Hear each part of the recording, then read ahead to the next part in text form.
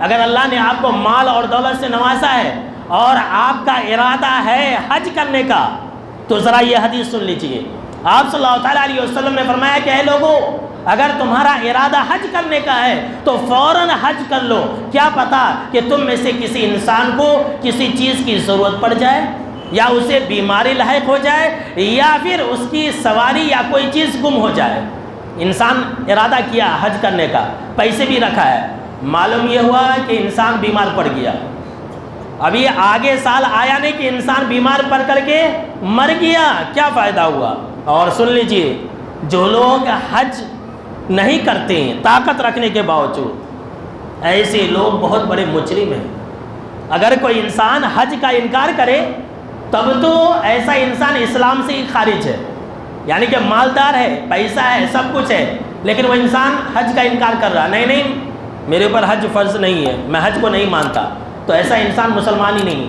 لیکن کوئی مسلمان ہے، اللہ نے طاقت دیا ہے، لیکن سستی اور کاہلی سے ایسا انسان حج نہیں کر رہا ہے، تو جانتے ہیں حضرت عمر رضی اللہ تعالیٰ عنہ نے کیا کہا تھا؟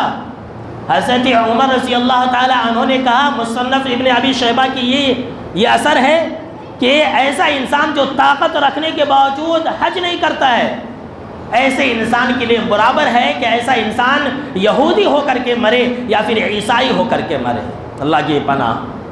دیکھا کتنا سخت جملہ حضرت عمر بن خطاب رضی اللہ تعالیٰ عنہ نے کہا تھا۔ اور ایک اثر ہے حضرت عمر رضی اللہ تعالیٰ عنہ کا، جس کی سند کو حافظ ابن حجر رحمۃ اللہ علیہ نے صحیح کہا ہے۔